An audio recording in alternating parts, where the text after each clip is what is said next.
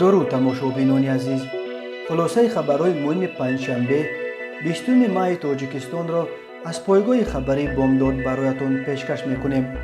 шурӯъ мекунем аз як нигоҳи кӯтоҳ ба сархати хабари муҳими рӯз. дар ин барнома пешбарии шоири тоҷик Назар Мирзода ба вакили Думаи давлатии Русия, ду фарзияи гуногуни таркиши мошини бензинкаш дар Деваштич. раҳбари зиндонҳои Русия пешниҳод кард ки ба ҷои муҳоҷирон маҳбусонро кор фармоянд. Мавлуди Ёқуб Салимов, зодрӯзи лоиқу қаноат ду шахсутуни адабиёти муосири тоҷик. Занозанӣ дар Рӯшон, дуздии 119 сарчорвои як пирамарди 82сола дар Ҷайҳун. ва акнун тафсилоти хабарҳо. шоир, журналист ва сиёсатмадори тоҷик Назар Мирзода аз номи ҳизби ҳокими Единая Россия аз ҳавзаи инфиродии Централни дар шаҳри Санкт-Петербург номзад ба вакили Думаи давлатӣ, маҷлиси поёнии парлумони Русия пешбарӣ шудааст. барои ниҳоӣ шудани номзадиаш Назар Мирзода бояд аввал дар овоздиҳии электронӣ дар сомонаи ҳизбӣ бар довталабони дигар дастболо шавад. интихоботи вакилони Думаи давлатӣ моҳи сентябри соли 2021 баргузор мешавад. Назар Мирзода дар муроҷиатномааш ба интихобкунандагон гуфтааст ки мехоҳад бештар ба мушкили муҳоҷироне ки дар Русия зиндагӣ доранд расидагӣ кунад ва ин қишри дар ҷомеа начандон фаъоли аҳолиро ба ҳаёти сиёсиву иҷтимоии Русия бештар ҷалбу моил кунад. дар интихоботи парлумонии соли 2016 низ як зодаи Тоҷикистон вакили Думаи давлатӣ интихоб шуда буд. Раим Азимов 18 сентябри соли 2016 аз ҳавзаи якмандатаи Киров аз номи ҳизби ҳокими Единая Россия вакили Думаи давлатӣ давати ҳафтум интихоб шуда узви Кумитаи амният ва мубориза бо коррупсия мебошад. Азимов доктори илмҳои техникӣ ва дар ҳоли ҳозир ягона зодаи Тоҷикистон аст ки вакили маҷлиси поёнии парлумони Русия интихоб шудааст. Назар Мирзода 62 сол дошта 1 ноябри соли 1958 дар деҳаи ялдимчаи ноҳияи Рашт ба дунё омадааст. ӯ соли 1985 риштаи журналистикаи донишкадаи давлатии Ленинградро хатм кард ва як муддат дар Душанбе дар нашриёти Ирфон ва сипас то соли 1987 ба ҳайси тарҷумони ҳарбӣ дар Афғонистон кор кард. баъди бозгашт аз сафари Афғонистон Назар Мирзода ба Ленинград баргашт ва инак наздики 40 сол боз дар пойтахти шимолии Русия кору зиндагӣ мекунад. Назар Мирзода соли 2010 чандин сол консули ифтихории Тоҷикистон дар Санкт-Петербург низ буд. ӯ ҳоло дар донишкадаи хусусии Балтийский гуманитарный институт дарс медиҳад. Назар Мирзода шеър ҳам менависад. Назар Мирзода 2 фарзанд ва 3 набира дорад. вазорати корҳои дохилӣ ва Кумитаи ҳолатҳои фавқулоддаи Тоҷикистон ҳодисаи нохуш бо як мошини бензинкаш дар ноҳияи Деваштичро тасдиқ карданд, вале маълумоти ин ду ниҳод дар бораи ҳодиса аз якдигар фарқ мекунад. маркази матбуоти вазорати корҳои дохила гуфт рӯзи 20 май соати 2:00 ба иллати нуқсони техникӣ доштанаш мошини бензинкаш тамғаи Донфенг таҳти идораи Шаҳрванд Ҷураев Мансур соли таваллудаш 1987 сокини ноҳияи Бобоҷон Ғафуров дар ноҳияи Деваштич ба мағозаи фурӯши масолеҳи кишоварзӣ бархӯрда оташ гирифтааст. дар натиҷаи сӯхтори ба амал омада ягон шаҳрванд ҷароҳати вазнин набардоштааст. вобаста ба ҳолати мазкур санҷиш идома дорад. зарари расонидашуда муайян карда мешавад, гуфта мешавад дар иттилоияи расмии вазорати корҳои дохила. вале Буттаев сухангӯи раёсати Кумитаи ҳолатҳои фавқулоддаи вилояти Суғд мегӯяд ҳодиса соати 9:30 дар ҳудуди ҷамоати Ғазантарак рух дода мошини бензинкаш тамғаи дулам буд ва он на фақат оташ гирифт, балки таркидааст ва дар натиҷа ронанда ва як мусофираш ҷароҳат бардошта ба бемористон интиқол дода шуданд. бино ба иттилои Кумитаи ҳолатҳои фавқулодда ин мошин ба як сокини 34-солаи ноҳияи Бобоҷон Ғафуров тааллуқ дошта аз Хоҷанд ба самти ҷамоати ваҳдати ноҳияи Деваштич ҳаракат мекард. ӯро дар ин сафар боз як сокини 29-солаи ноҳияи Бобоҷон Ғафуров ҳамроҳӣ мекардааст. ҳам ронанда ва ҳам мусофири мошин با آسیب جسمانی به بیمارستان نویه دیوشتیچ بستری کرده شدند. از وضع سلامتی آنها گزارش داده نشده است. سبب این ترکش معلوم نیست. در عین زمان مسئولین بازرسی دولتی اتومبیلی وزارت کارهای داخلی در جای حادثه سبب‌های حادثه را تحقیق می‌کند. خبر داده است بوتایف. قبلا به دست پایگاه خبری بامداد ویدیوی کوتاهی رسید که در آن لحظه چپه شدن و آتش گرفتن ماشین بنزینکش در ناحیه دیوشتیچ ثبت شده بود.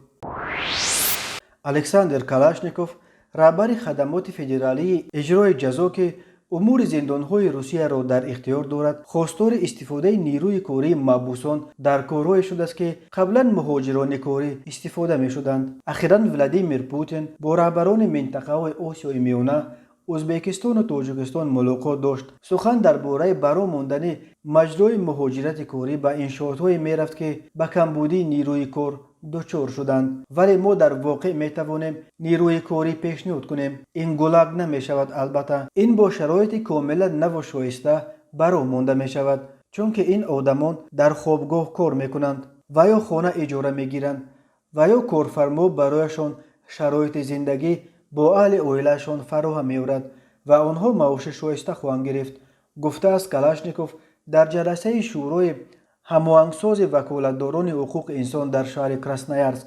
پوتین در واقع روز 8 می در ملاقاتش با رئیس جمهور تاجیکستان امامعلی رحمان گفته بود که روسیه دچار کمبودی نیروی کاری شده است و به مهاجران کاری احتیاج دارد.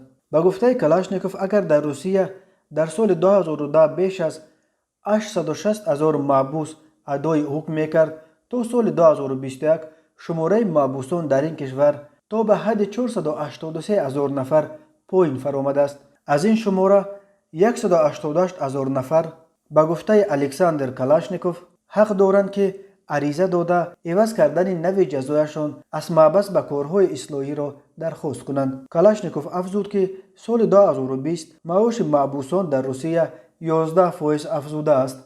مسئله مهاجران غیر قانونی در روسیه وقتهای آخر داغ‌تر شده ایستاده است.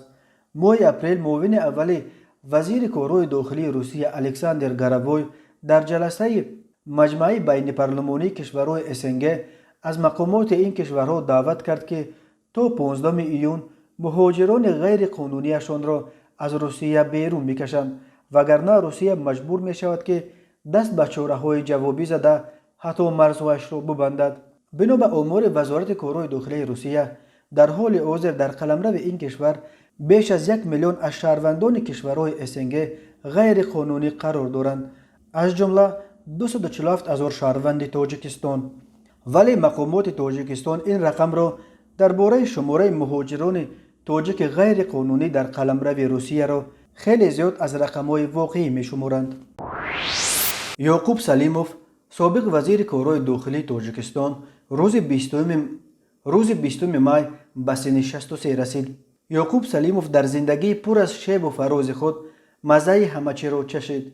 هم شاد منصب، هم تلخی زندان، هم صداقت و هم خیانت یار و دوستان سابق. او 5 سال پیش از محبس رها شد و در کنار اهل خانواده‌اش به قبل دوران پیری می‌راند و حدالامکان کوشش می‌کند به یگان کار و بار به خصوص به سیاست قوش نشود. یعقوب سلیموف 20 می سال 1958 در ناحیه وخش به دنیا آمده، دانشکده تربیت جسمانی و سپس شعبه شبانه رشته اقتصاد دانشگاه دولتی تاجیکستان را ختم کرده است. یعقوب سلیموف در پایان سال 1992 در جلسه 16 شورای عالی در قصر ارباب خوجند در پی به مقام رئیس شورای عالی انتخاب شدن امامعلی رحمان به نمایندگی از فرمانده صحرایی فرانت خلقی وزیر کارهای داخلی تاجیکستان تعیین شد. سال 1995 یعقوب سلیموف را از وزیری آزاد کرده به مقام سفیر تاجیکستان در ترکیه فرستادند. او سال 1996 از ترکیه برگشت و به مقام سردار کمیته گمرک تاجیکستان نشست. ماه اپریل سال 1997 یعقوب سلیموف که پرزیدنت امامعلی رحمان را در سفرش به شهر خوجند همراهی میکرد، در نتیجه سوءقصد مسلحانه به جان پرزیدنت در برابر رحمانوف جراحت برداشت.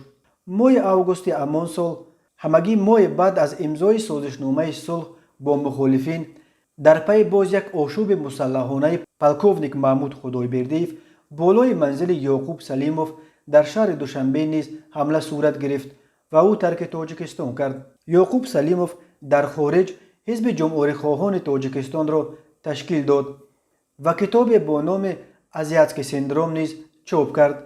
21 ایون سال 2003 یعقوب سلیموف را در شهر مسکو با درخواست مقامات تاجیکستان دستگیر و 24 فوریه سال 2004 به تاجیکستان استرداد کردند. 25 اپریل سال 2005 دادگاه عالی تاجیکستان یعقوب سلیموف را با جرم‌های سنگین چون خیانت به وطن، کوشش غصب حکومت، رازنی و سوء استفاده از منصب به 15 سال زندان با مصادره مال و ملک محکوم کرد. با حکم دادگاه یعقوب را از اردن و مکافات‌های دولتی و همچنین از عنوان گنرال نیز محروم کردند. یعقوب سلیموف 21 ایون سال 2016 از زندان آزاد شد و حالا در دوشنبه به سر میبرد. یعقوب سلیموف بعد رهاییش از محبس دیگر باره ازدواج کرد و از همسر نوش الکی 3 فرزند دارد.